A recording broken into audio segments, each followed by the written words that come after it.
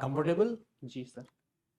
चलिए एक छोटा सा परिचय दें आप, बिना अपना नाम बताए। मैंने मेरी 10वीं कक्षा राजकीय उच्च माध्यमिक अंध विद्यालय आदर्श नगर अजमेर एवं 12वीं कक्षा भी राजकीय उच्च माध्यमिक अंध विद्यालय आदर्श नगर अजमेर से की है। तदुपरांत मैंने स्नातक महर्षि दयानंद सरस्वती विश्वविद्यालय के अंतर्गत विजय सिंह पथिक श्रमजीवी महाविद्यालय अजमेर से किया है। तो मतलब आपकी सारी एजुकेशन जो है अजमेर से हुई है। जी सर। चलिए, अजमेर जो है कई रिलीजन्स का धार्मिक धार्मिक स्थलों का गढ़ माना जाता है। जी सर। किन किन रिलीजन्स का और कौन कौन सी जगह है?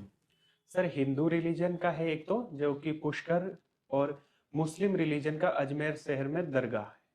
दरगाह किसके नाम पे है दरगाह? ख्वाजा मोइनुद्दीन चिश्ती जी के नाम पे। ख्वाजा मोइनुद्दीन चिश्ती।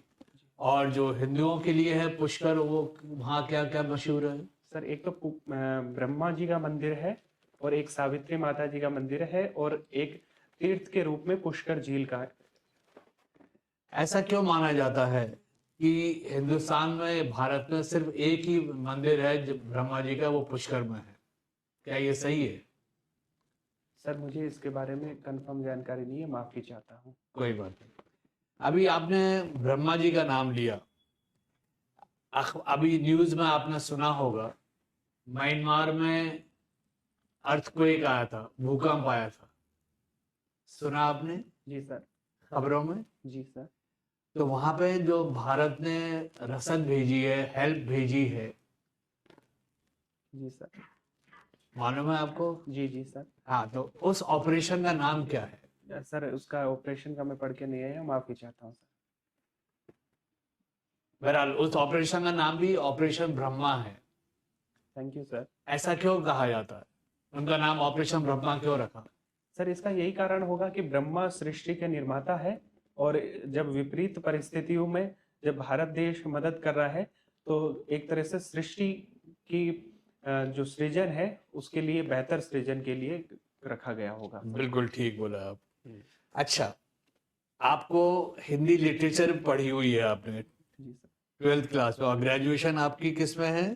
सर ग्रेजुएशन भी मेरी इतिहास, राजनीति विज्ञान और हिंदी साहित्य में ही है। चले इतिहास की बात करें। आपको क्या ज्यादा पसंद है, इतिहास पसंद है या राजनीति विज्ञान? सर मेरे को दोनों ही बराबर से हैं। चलिए, इतिहास में अगर कोई ऐसा इंसिडेंट है कि भगवान आपको शक्ति दे कि आप उसको पलट दें, जी सर। समझ रहे मेरा क्वेश्चन? जी जी सर। तो आप किस इंसिडेंट को चेंज करना चाहेंगे? सर जो हमारी स्वतंत्रता के समय जो सांप्रदायिक दंगे हुए थे, यदि मेरे को वैसे तो ये संभव नहीं है, लेकिन ऐसा कोई होता है तो जो सांप्रदायिक दंगे हुए थे, तो वो घटना बदलनी चाहूँ। वेरी गुड, बहुत अच्छा। पर ऐसे भी कुछ इंसिडेंट्स हुए हैं कि जब अंग्रेजों का राज हमारे पे था और हम अंग्रेजों को खदेड़ने के लिए उनको लड़ाई कर रहे थे, तो हिंदुस्तान के ही कुछ लोगों ने गद्दारी करी थी। जी सर। अपन अगर बैटल ऑफ प्लासी की बात करें तो वो बताएं मुझे।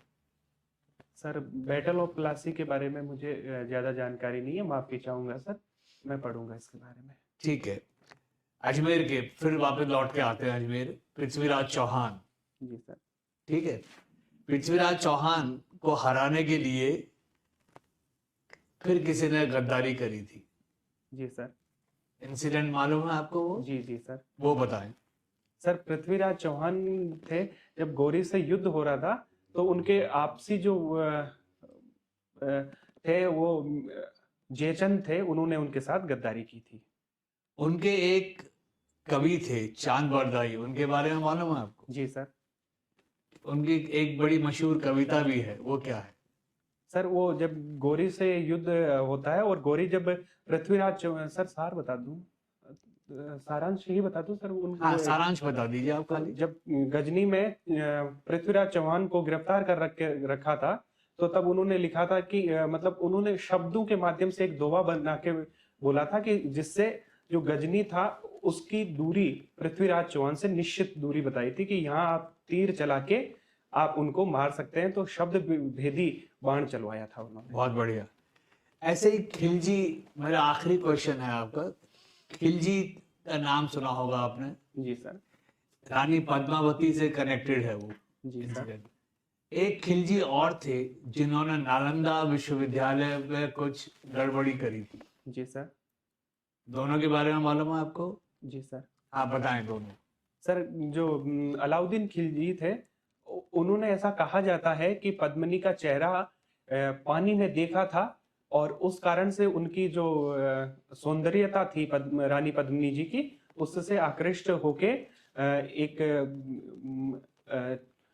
जो चित्तौड़ पर आक्रमण किया था, ऐसा माना जाता है। यद्यपि इसके और भी कारण थे, जैसे कि चित्तौड़ का सामरिक महत्व और गुजरात में जाने वाले जो रास्ता था उस पे होना, और जो नालंदा विश्वविद्यालय वाले है उसमें उन्होंने नालंदा विश्वविद्यालय का तोड़फोड़ की थी और जलवाया था। इतनी ही जानकारी है। क्या वो दोनों खिलजी एक ही थे या अलग अलग थे? नहीं नहीं सर, अलग अलग थे। Thank you. अब मैडम बताएंगी, आपसे सवाल पूछेंगे, जी। फिर एक सर बताएंगे, है ना? हम 3 लोग हैं यहाँ पे। पहला मैंने पूछा, फिर मैडम पूछेंगे, फिर सर पूछेंगे, फिर मैं वापस लौट के आऊंगा आपके पास। ठीक है? आपने संविधान पढ़ा है, कॉन्स्टिट्यूशन के बारे में? जी मैम। ठीक है, उसमें सबसे अच्छा पार्ट कौन सा लगता है संविधान का? Ma'am fundamental rights. Fundamental rights में भी सबसे अच्छा कौन सा लगता है? फंडामेंटल राइट्स में से सबसे अच्छा मैम स्वतंत्रता का अधिकार।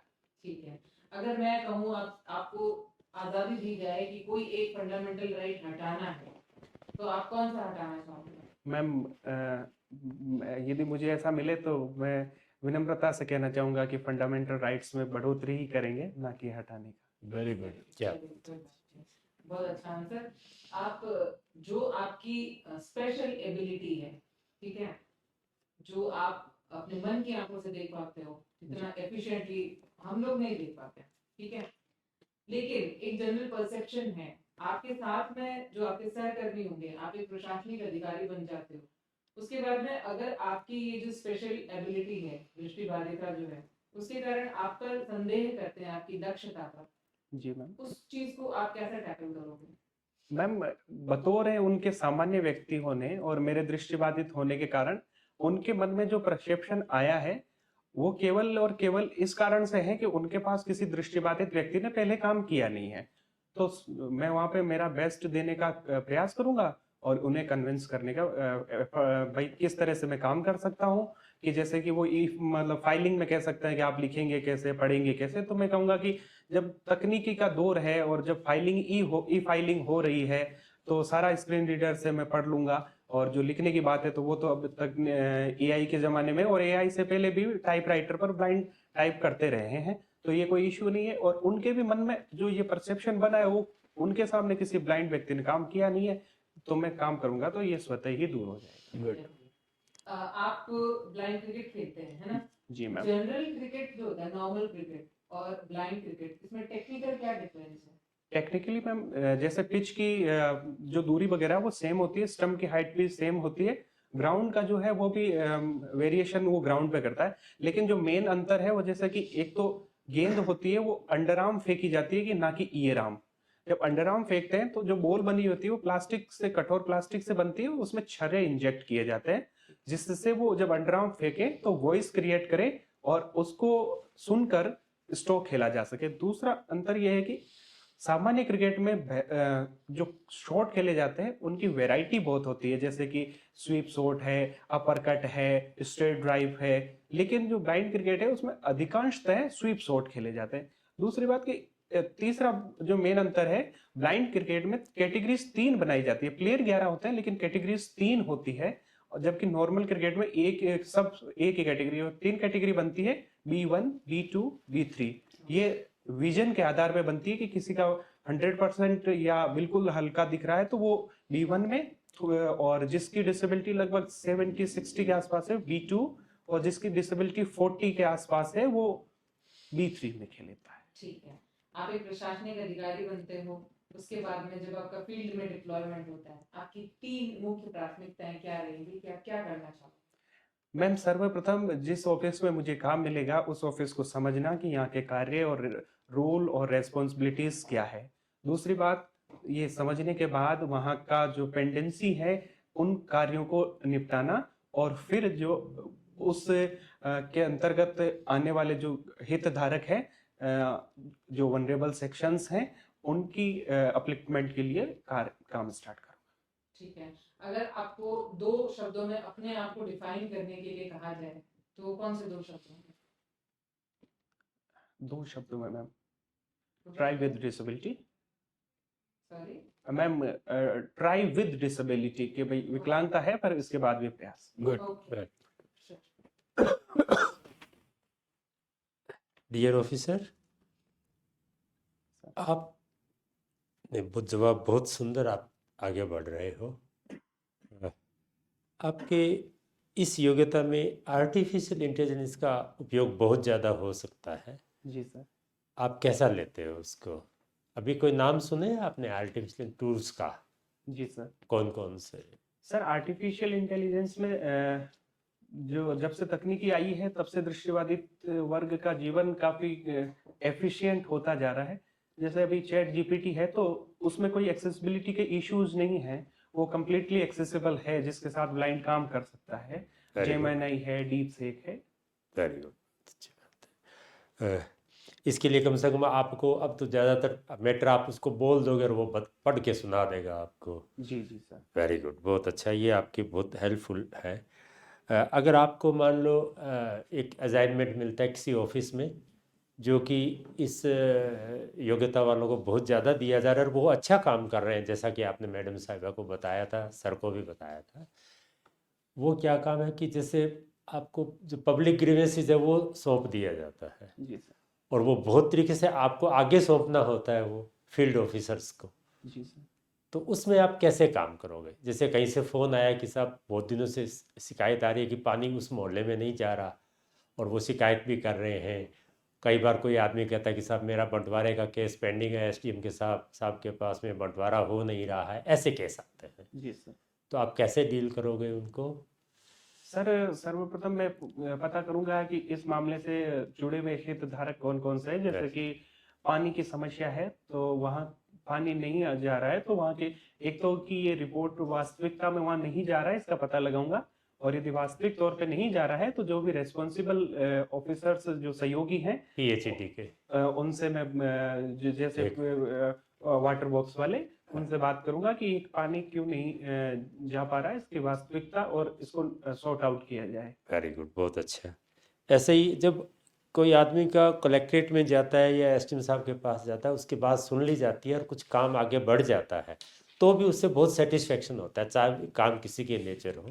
तो आपकी ये बहुत अच्छी अप्रोच है। फ्रीडम फाइट जो स्ट्रगल था अपना, स्वतंत्रता संग्राम, उसमें आप कोई एक दो ऐसे फ्रीडम फाइटर्स का नाम बता सकते हो जिनके बारे में आप बहुत ज़्यादा प्रभावित हो या बहुत ज़्यादा अच्छा सोचते हो? जी सर। सर, एक तो मुकुंद बिहारी भार्गव सर थे अजमेर से, और एक साधन चंद गुप्ता जी थे। Both are the visually impaired sir. Very good. तत्कालीन परिस्थितियों में सर, जब आज तकनीकी है तब काम करना बेहद सरल है दृष्टिबाधिता के साथ, लेकिन उस समय पे ये करना काफी मुश्किल काम था। जी।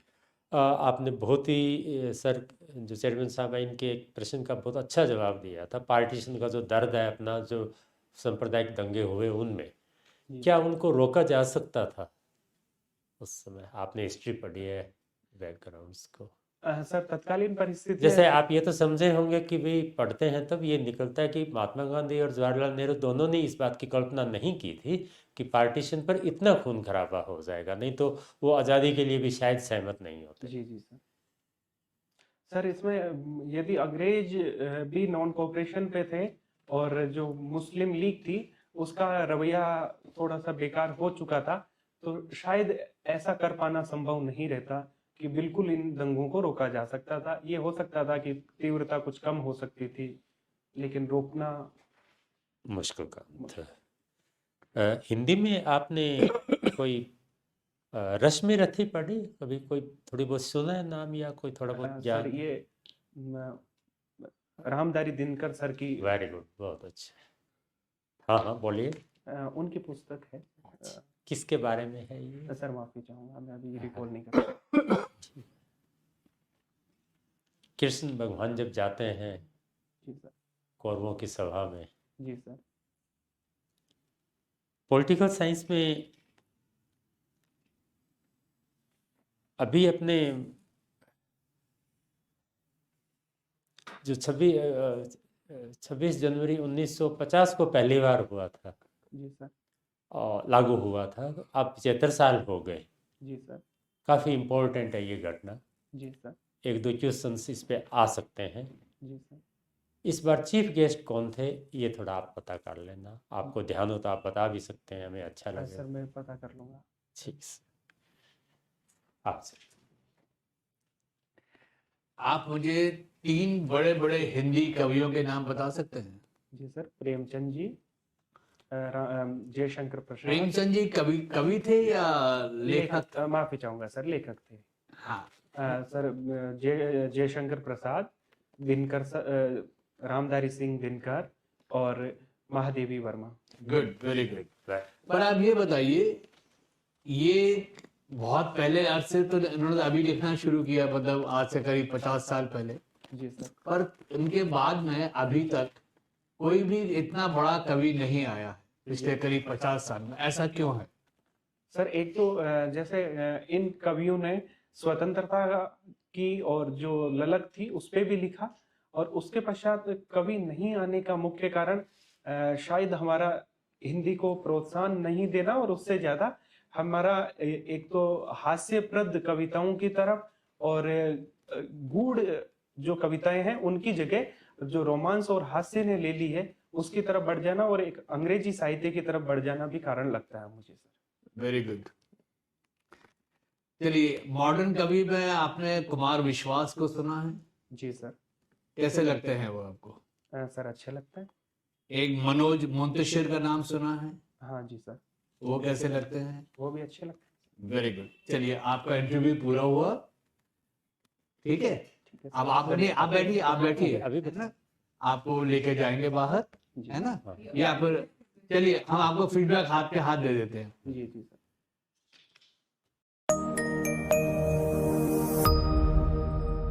बेहद ज्यादा इम्प्रेस्ड है, बहुत इम्प्रेस्ड है, थैंक यू सर। है ना? आपकी नॉलेज, आपका जो जज्बा है जिंदगी जीने का, उससे हम बहुत खुश हैं, थैंक यू सर। हैं? और डेफिनेटली आपको आरएएस में सिलेक्शन हो जाएगा, है ना? जी सर। और मतलब आपकी नॉलेज भी बहुत अच्छी है, मैं ये कहना चाहूंगा। बाकी सर और मैम जो बताएंगे वो, सर आप बताएंगे? नॉलेज का लेवल तो बहुत अच्छा और कॉन्फिडेंस बहुत अच्छा है, और आपने बिल्कुल ये जो चीज़ें बताई है वो तो एक बहुत ही योग्यता उस हिसाब से भी जो रखते हैं, मान लो उनको भी बहुत सारी चीज़ों का नहीं पता, लेकिन आप एआई का उपयोग करके और करंट अफेयर्स पर किसी तरीके से ध्यान दे सके जी तो जी ज़्यादा बढ़िया रहेगा जी सर।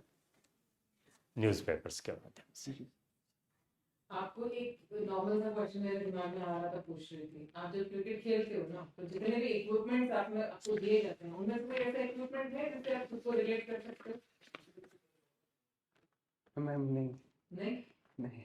चलिए, बहुत अच्छे से, मतलब सारे जो आपने शॉट थे ना वो सारे स्वीप शॉट कर करके बाउंड्री बार मचाए आपने। बहुत अच्छा। बहुत अच्छे से, मतलब जो प्रायोरिटीज वाला जो आपने आंसर दिया ना, बेसिक ये चीज बहुत पर ध्यान नहीं देते हैं कि भाई मैं पहले तो ऑफिस कल्चर समझूं, पेंडेंसी निपटाऊं, ठीक है?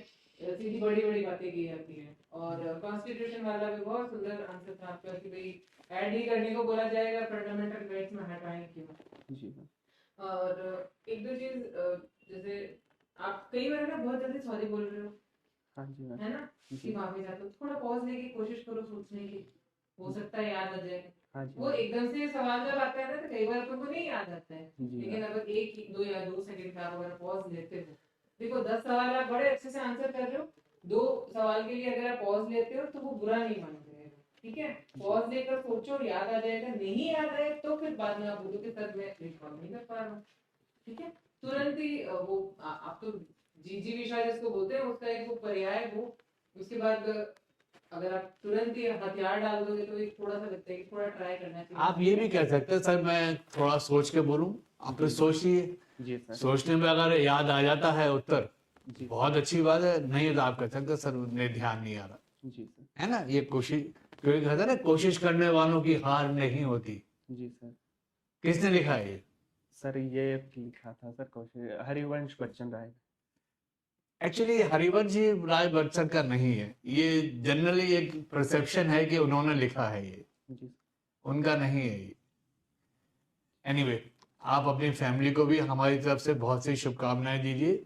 बड़े अच्छी से तैयार करके भेजा उन्होंने आपको, टाई बांध के, अच्छे कपड़े पहना के, तैयार करके, full officer like, thank you sir. है ना? स्मार्टफोन यूज करते हो? जी मैम, वो जो screen with in screen reader. Screen reader वाला ना, ठीक है, okay, good, thank all the very best. Thank you.